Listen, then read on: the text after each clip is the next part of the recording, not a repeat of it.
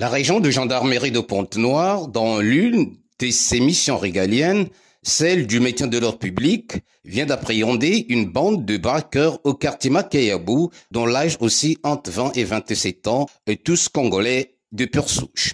Cette association des malfaiteurs s'illustre par l'extorsion des biens accompagnée de la détention illégale des armes de guerre avec munitions. Ce mode opératoire leur a permis récemment de réaliser un forfait sur une Congolaise de 31 ans à qui ils ont soustrait un téléphone de technologie très avancée et un sac contenant divers objets. Leur arrestation a été rendue possible grâce à l'efficacité de la surveillance générale des unités de la région de gendarmerie de Pointe-Noire. Le chef de ce service revient sur les faits de la cause. À l'issue, le 5 mars 2024, la patrouille de la gendarmerie mobile du 2e groupement de la gendarmerie, dans ses missions traditionnelles de surveillance générale de passage, dans ses environs, a été alertée par la clameur publique du fait que un jeune au comportement déviant venait d'estorquer une jeune demoiselle son sac et aussi son téléphone. Donc, attirés par cette alerte, ils se sont rapprochés des lieux où ce jeune homme a été interpellé et a dénoncé les 3 autres membres du réseau. Donc, les investigations porte à porte menées par le 2e groupement, avec aussi bien le concours de certains éléments de la section de recherche, ont permis de rattraper les 3 autres membres de ces réseaux criminels.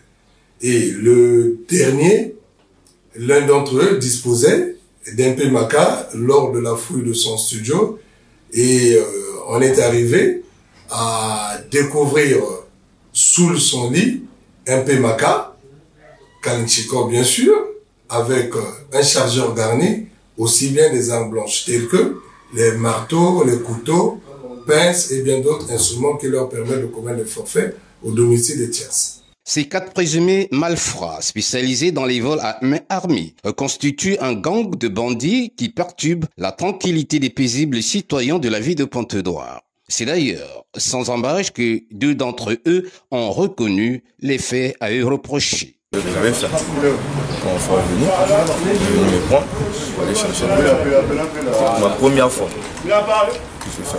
Ma première fois. On était parti vers Verdun. C'est là-bas que j'étais commencé. J'avais vu un fille, on était à 4. Moi j'étais devant. Voilà. Dès que les filles elle m'avait vu, elle avait eu peur. Elle avait jeté le téléphone. Moi j'ai ramassé le téléphone. Elle dit, je m'approche maintenant vers lui. Du coup, elle a commencé à crier. Je me frappe. C'était parti, moi j'étais resté là-bas, on veut taper. Presque à mort. Ouais, on va appeler la loi. Ils viennent me prendre.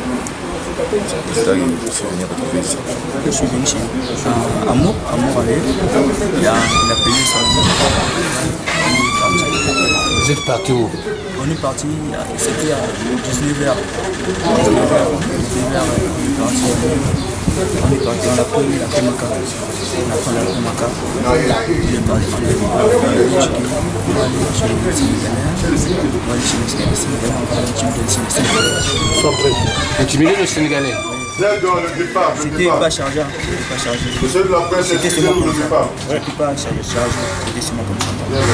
Pour besoin de suite de la procédure, ils ont été présentés ce 14 mars 2024 devant Madame le procureur de la République près le tribunal de grande instance de Pointe-Noire. Et tout de suite, le parquet a pris à bras-le-corps ce dossier dans l'intérêt d'agir conformément à la loi.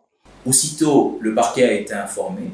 Le parquet a requis l'ouverture d'une enquête, laquelle enquête a abouti donc ce jour au déferment de ces 4 individus, lesquels seront poursuivis pour des faits d'extorsion, tentative d'extorsion et détention illégale d'armes de guerre.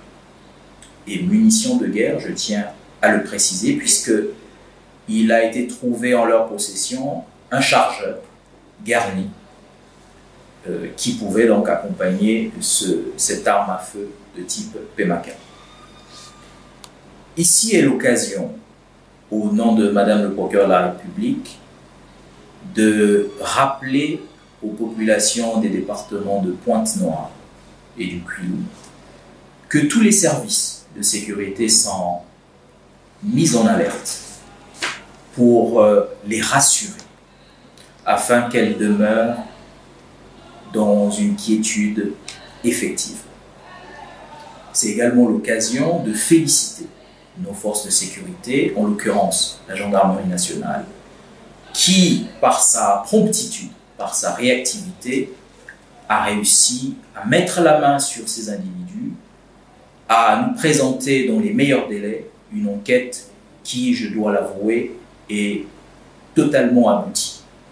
Ce qui va donc désormais nous permettre de prendre le relais et donc de requérir à l'encontre de ces présumés malfrats la sanction qui convient, bien évidemment après un procès juste et équitable.